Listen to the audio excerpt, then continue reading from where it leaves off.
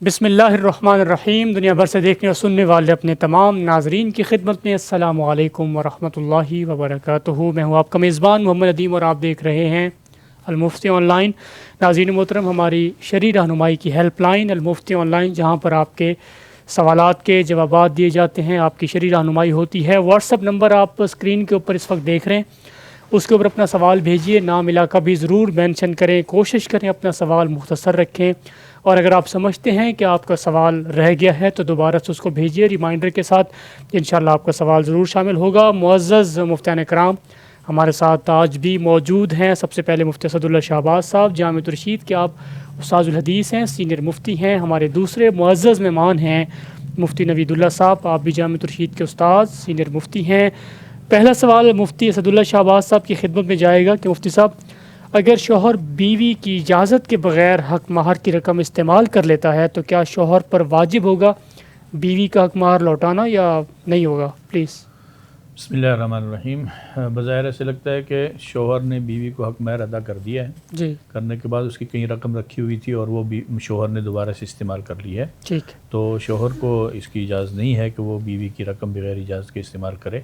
اگر اس نے کر لی ہے تو اس کے ذمہ لازم ہے کہ بیوی کو وہ رقم واپس کرے۔ یہ بطور ٹھیک۔ قرض گویا کہ ایک لے لیا ہے، یا غصب کہہ لیں، جو بھی کہہ لیں، اگر بھی بغیر اجازت کے ہے تو بیوی کو اتنی رقم واپس کرنا ضروری ہے اس کے اوپر۔ اتنی رقم واپس کرنا ضروری ہے۔ بہت شکریہ۔ اگلا سوال آڈیو ہے۔ مفتی صاحب، میرا ایک سوال ہے کہ ویب سائٹ ایک بنائی جاتی ہے APK کے اندر۔ APK بیسیکلی جیسے ہماری موبائل میں ایپس ہوتی ہیں، جیسے ویڈیو ایڈیٹنگ کی ایپس ہوتی ہیں، کیپ کٹ ہے، انشوٹ ہے، تو ان ایپس کو ہم گوگل پلے اسٹور سے ڈاؤن لوڈ کرتے ہیں۔ اب اس میں یوں ہوتا ہے کہ ان ایپس کے اگر ٹوٹل 30 فنکشنز ہیں تو 25 تو ایپ فری میں دے دیتا ہے، 5 کے لیے ہمیں اس ایپ کو پیسے دینے پڑتے ہیں آن لائن، پھر ہمیں ان تک رسائی مل جاتی ہے۔ تو اس کا نعم البدل کچھ لوگوں نے یوں تلاش کیا ہے کہ اسی طرح کی ایپ بنا کر اس کو اپنی ویب سائٹ پر رکھ دیتے ہیں، پھر لوگ وہاں سے ڈاؤن لوڈ کر لیتے ہیں، 30 کے 30 جو فنکشنز ہیں مفت میں مل جاتے ہیں۔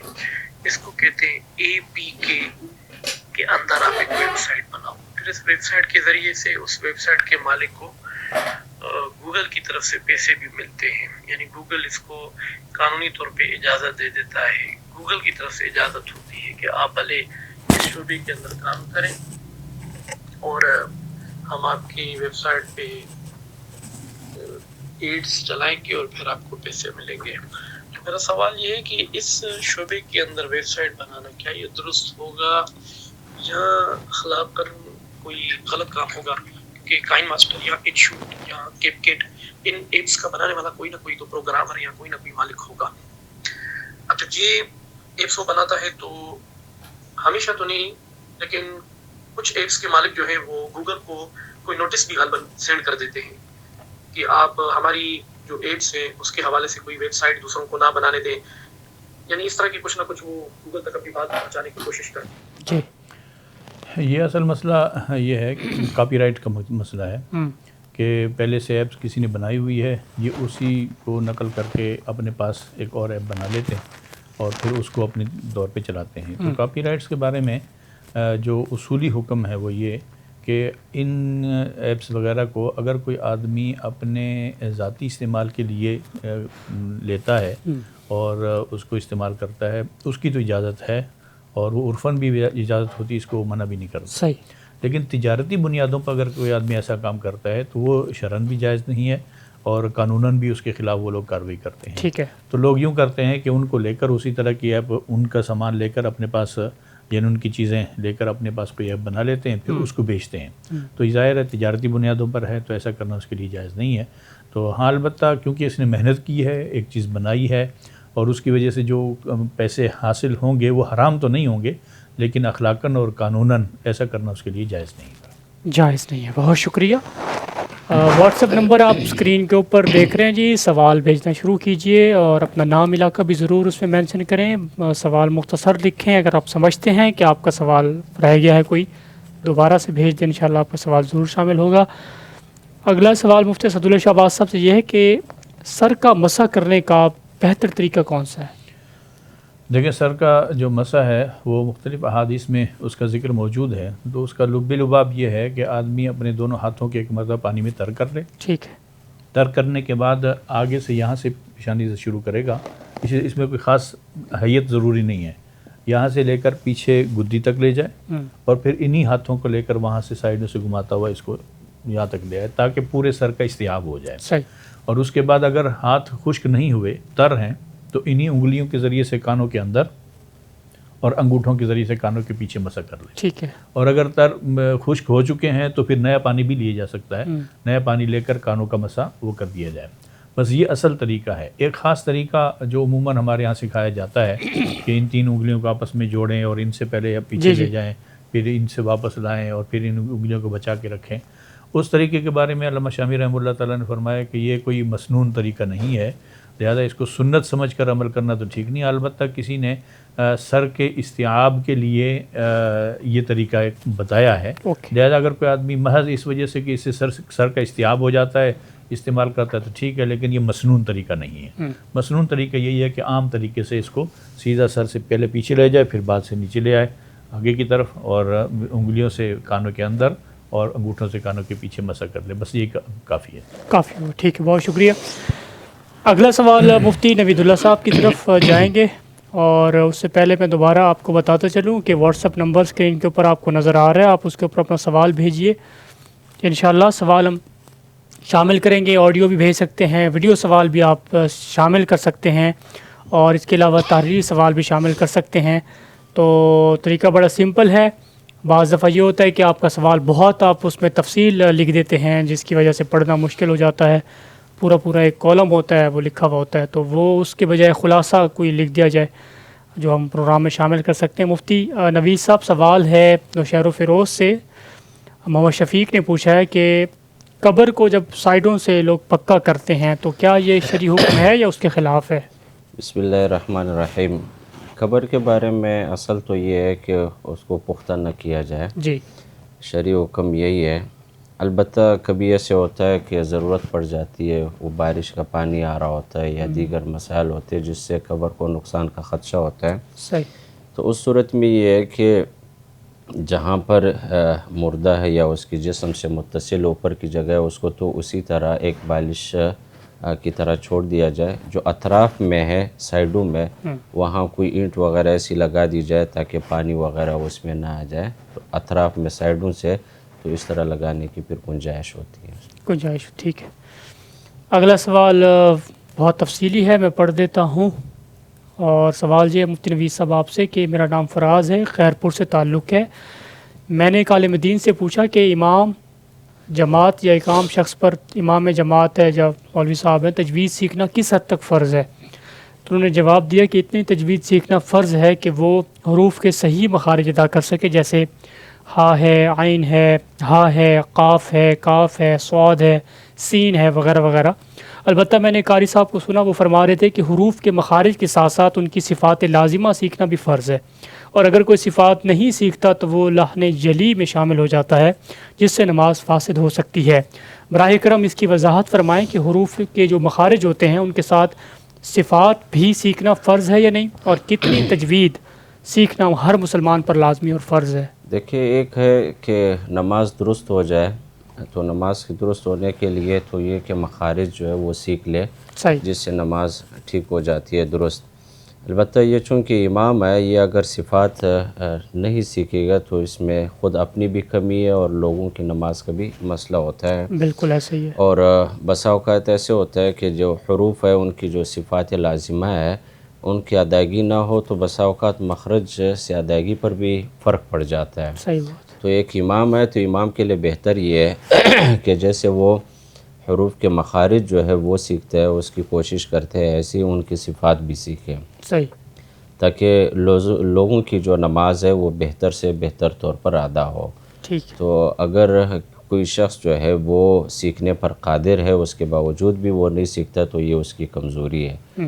تو اس کمزوری کو دور کرنے کے لیے جیسے مخارج پر محنت کی ضرورت ہے، ایسی اس کی صفات پر بھی محنت کرنی چاہیے تاکہ لوگوں کی نمازیں درست۔ البتہ جیسے میں نے عرض کیا کہ خالص اگر نماز کی درستگی ہے تو وہ مخارج کی ادائیگی کے ساتھ ہی وہ نماز ٹھیک ہو جاتی ہے، ٹھیک، لیکن چونکہ بسا اوقات صفات کی عدم ادائیگی سے مخارج پر بھی فرق پڑ جاتا ہے، یعنی حروف ایک دوسرے سے خلط ملط ہو جاتے ہیں، یعنی یہ پتہ نہیں چلتا یہ عین کی ادائیگی کر رہا ہے یا حمزہ کی ادائیگی کر رہا ہے۔ تو اس بنا پر امام کو بہرحال چاہیے کہ صفات کی ادائیگی بھی سیکھ لے اور اسی پر عمل کر لے۔ بہت شکریہ مفتی نوید صاحب۔ اگلا سوال اگین جائیں گے جی اسد اللہ شہباز صاحب کی طرف، اور سوال پوچھتے ہیں ان سے انشاءاللہ۔ سوال یہ ہے کہ اہل حدیث کی نماز جمعہ بقیہ نمازوں میں ہمارے دیوبند کی جو نماز ہے اس میں کیا فرق ہے، چاہے وہ نماز جمعہ ہو یا بقیہ نمازیں ہوں؟ اہل حدیث کے پیچھے نماز جمعہ اور بقیہ نمازوں کا حکم پھر کیا ہوگا؟ دیکھیے اہل حدیث جو نماز پڑھتے ہیں اس کے اندر اکثر چیزیں تو وہی ہیں جو کہ ہماری نماز میں ہوتی صحیح۔ ہے۔ بعض چیزیں ایسی ہوں جو کہ فروعی اختلافات کی وجہ سے کچھ فروق اس میں آ جاتے ہیں اور اس سے کوئی فرق نہیں پڑتا ہے، خاص طور پر وہ جب امام ہے اور اس کے پیچھے آپ نماز پڑھنا چاہتے ہیں اور آپ مثلا وہ سورہ فاتحہ کو امام کے پیچھے پڑھنے کو واجب کرتے ہیں، تو آپ خود مقتدی ہیں تو لہذا آپ نہیں پڑھیں گے، وہ تو اس نے ویسے بھی قرات کرنی ہی ہے، تو اس سے کوئی فرق نہیں پڑتا ہے۔ ہاں البتہ کچھ مسائل ایسے ہیں جس کی وجہ سے کچھ احتیاط کرنی پڑتی ہے۔ مثلا ان کے ہاں یہ ہوتا ہے کہ جرابیں جو عام کپڑے کی ہوتی ہیں نیلول کی، اس کے اوپر وہ لوگ مسح کرتے ہیں، وہ اس کو جائز سمجھتے ہیں۔ تو ہمارے ہاں حنفیہ کے ہاں بلکہ ائمہ اربعہ میں سے کسی کے ہاں بھی جرابوں کے اوپر مسح کرنا جو ہماری عام جرابیں ہیں وہ جائز نہیں ہے۔ تو اگر کسی نے مسح کیا ہوا ان جرابوں کے اوپر اور اس حالت میں نماز پڑھا رہا ہے تو کیونکہ ہمارے ہاں اس کی نماز ٹھیک نہیں ہے تو لہذا ہماری نماز بھی اس کے پیچھے نہیں ہوگی۔ تو ایسے موقع پر دیکھ لیا جائے کہ کہیں وہ جرابوں مسح کر کے تو نہیں نماز پڑھا رہا، اگر ایسا ہے تو اس کے پیچھے پھر نماز نہیں پڑھنی چاہیے۔ تو اور باقی مسائل تقریباً ایسے ہیں کہ اس کی وجہ سے نماز نہ ہونے کا مسئلہ نہیں ہے۔ یہ ایک مسئلہ ایسا ہے جس کی وجہ سے خاص طور پر سردیوں میں یہ مسئلہ پیش آتا ہے، تو اس کی احتیاط کر لی جائے۔ باقی جمعے کی نماز کے اندر وہ خطبہ دیتے وقت وہ کیونکہ درمیان میں اردو اور عربی خطبے کو ملا کر پڑھتے ہیں، اور ہمارے ہاں عربی کے اندر خطبہ ادا کرنا یا دینا یہ ضروری ہے، یعنی مسنون یہی ہے۔ تو لہذا وہ خطبہ اگر اردو اور عربی والا دے بھی رہے ہیں تو اس میں چند الفاظ ایسے ہوتے ہیں جو کہ عربی میں موجود ہوں۔ تو ہمارے ہاں بھی خطبے کی جو شرائط ہے ان میں سے یہ ہے کہ اللہ تعالیٰ کی تعریف وغیرہ کرے، تو اس میں اگر چند کلمات بھی عربی میں کسی نے ادا کر دیے تو سنت ادا ہو جاتی ہے۔ تو لہذا خطبہ کی جو شرط ہے جمعے سے پہلے وہ شرط بھی پوری ہو جاتی ہے، کوئی اتنا بڑا مسئلہ نہیں ہے، لہذا جمعے کی نماز بھی ٹھیک ہو جائے گی اور عام نمازیں بھی ان کے پیچھے ٹھیک ہو جائیں گی۔ بس صرف طہارت کے اندر یعنی وضو کے اندر یہ جو شرط ہے مسح کرنے والی، یہ ایک صورت کے اندر یعنی پاؤں کو دھونے والی، یہ ایک صورت کے اندر فوت ہو سکتی ہے، یعنی اس کا مسئلہ ہو سکتا ہے، اس کی احتیاط کر لی جائے تو کوئی مسئلہ نہیں، نماز پڑھی جا سکتی ہے۔ پڑھی جا سکتی ہے۔ بہت شکریہ۔ اگلا سوال ہے کہ کسی بھی مکان کے اوپر ماشاءاللہ کی تختی لگانا وہ جائز ہے یا نہیں؟ کیا اس سے واقعتاً نظر بد سے بچا جا سکتا ہے؟ دیکھیں نظر بد سے بچنے کا کوئی خاص تعویذ تو نہیں ہے، البتہ یہ ہوتا ہے کہ اگر کسی آدمی کی نظر لگتی ہے تو وہ اس چیز کو دیکھ کر ماشاءاللہ جب کہہ دیتا ہے تو اللہ تعالیٰ کی سپرد کر دیتا ہے، تو اس سے غالب گمان یہی ہے کہ نظر نہیں لگے گی۔ اور اس کو مکان کے اوپر لکھتے بھی لوگ اس وجہ سے ہیں کہ اس مکان کی خوبصورتی کو دیکھ کر، یا جیسے کوئی آدمی اس مکان کو دیکھے گا تو اس کی نظر جب ماشاءاللہ پہ پڑے گی تو خود بخود کلمات وہ ادا ہو جائیں گے، تو لہذا وہ اس نظر بد سے بچ جائے گا۔ یہ لیکن کوئی نسخہ نہیں ہے اس کے بچنے کا، تو نسخہ اس کے بچنے کا یہ ہے نظر بد سے کہ آپ اس کے اندر تلاوت کا اہتمام کریں، اندر طہارت اور پاکی کا استعمال کریں، اندر جو رہنے والے لوگ ہیں وہ نمازوں کا اہتمام کریں، تو اس سے انشاءاللہ اس کی نظر بد اس کو نہیں لگے گی۔ وہ نسخہ ہے اس کا۔ البتہ اگر کہیں نظر بد لگ چکی ہو کسی چیز کو، کسی انسان کو، تو اس کے دم ہوتا ہے، وہ انسانوں کے لیے ہوتا ہے، بلڈنگ کے لیے نہیں ہوتا ہے۔ بلڈنگ کو نظر بد لگی تو وہ گر جائے گی، ویسے ہی جان چھوٹ جائے گی اس کی۔ تو لیکن آپ شروع میں جو ماشاءاللہ لکھ دیا جاتا ہے وہ فقط اس وجہ سے کہ دیکھتے ہی کوئی آدمی ماشاءاللہ کہے گا تو اس سے نظر بد اس کی نہیں لگے گی، بس یہ ایک طریقہ ہوتا ہے۔ لیکن اس کو مضبوط کر کے لگائے، ایسا نہ ہو کہ وہ گر جائے اور اس کی بے ادبی ہو جائے۔ تو لگانا ہے تو لگانے میں کوئی حرج لکھ دیں، پرنٹ کر دو، ہاں تو لکھنے میں حرج نہیں ہے بہرحال۔ ٹھیک۔ اگلا سوال مفتی نوید صاحب آپ سے ہے کہ مفتی صاحب سوال یہ ہے، تہجد کی جو نماز ہے اس کی جب قرات ہم کریں یا تلاوت کریں تو اس کے وقت میں زور زور سے کریں یا آہستہ آواز سے کرنی چاہیے؟ وہ بلوچستان سے ہیں جی محمد عامر۔ کہ تہجد کی نماز چونکہ رات کی نمازوں میں آتے ہیں اور نوافل میں ہے، تو اس میں اختیار ہوتا ہے کہ چاہے آدمی آہستہ آواز میں قرات کر لے یا معتدل طور پر جہری آواز سے ہو تو اسے بھی کر سکتے ہیں، دونوں طرح کے اختیار ہے ان کو۔ البتہ یہ رعایت رکھنا ضروری ہے کہ ان کی زور سے قرات کی وجہ سے کسی مریض کو، کسی سوئے ہوئے کو پریشانی نہ ہو۔ ٹھیک تو آدمی جہاں تنہا ہو، اکیلے ہو کسی کمرے میں تو وہاں بے شک کر لے، اجازت ہے، لیکن جہاں پر اجتماعی طور پر اگر رہتے ہو تو اس میں یہ خیال رکھنا ضروری ہے کہ کسی اور کو جو ہے نا اس سے تکلیف اور پریشانی نہ ہو۔ ٹھیک۔ اگلا سوال یہ ہے کہ مفتی صاحب میری آنٹی ہیں جس کے گھر میں شاپنگ سینٹر انہوں نے بنایا ہوا ہے، چاہتی ہیں کہ اس کا کاروبار شریعت کے مطابق ہو، کیا ان کی رہنمائی کریں گے آپ؟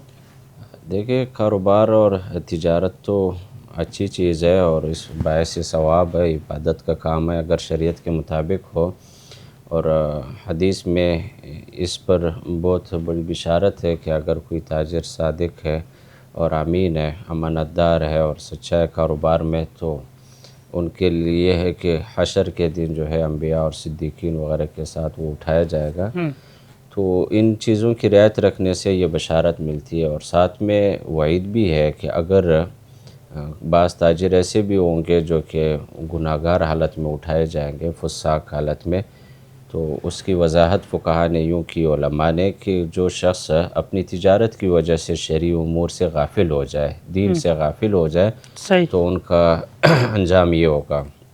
تو پہلی چیز تو یہ ہے کہ تجارت میں شرعی امور کی یہ رعایت کہ آدمی جو ہے اس میں جھوٹ نہ بولے، اس میں خیانت نہ کرے، ناپ تول میں کمی نہ کرے، اور عیبدار چیز کو صحیح کر وہ نہ بیچے۔ ٹھیک ہے۔ تو جو چیزوں سے شریعت نے منع کیا ہے یا کوئی چیز موجود نہیں ہے اس کی خرید و فروخت کر رہے ہیں، کسی کو دھوکہ دے رہے ہیں، یا یہ چیز ہے کہ وہ نماز روز وغیرہ اس پر چھوڑ دیتے ہیں، تو ان چیزوں سے بچنا چاہیے۔ اور جو چیزیں شریعت نے بتلائی ہے کہ سچائی اختیار کر لے، امانت اختیار کر لے، ناپ تول میں کمی نہ کر لے، لوگوں کو دھوکہ نہ دے، تو ان چیزوں سے بچے۔ حرام چیز کے کاروبار نہ کرے، کوئی حرام چیز کو بیچ رہے ہیں، ناجائز چیز کو بیچ رہے ہیں، ان چیزوں سے بچنے کی کوشش کرنی چاہیے۔ کوشش کریں۔ بہت شکریہ آپ حضرات کا، آپ تشریف لائے۔ ناظرین محترم، ہمارا یہ پروگرام اپنے اختتام کو پہنچا۔ جو سوالات آپ نے بھیجے تھے الحمدللہ پروگرام کا حصہ بنایا ہے۔ دوبارہ خدمت میں حاضر ہوں گے آپ کے نئے سوالات کے ساتھ، نئے مہمانوں کے ساتھ۔ اجازت دیجیے، اللہ حافظ۔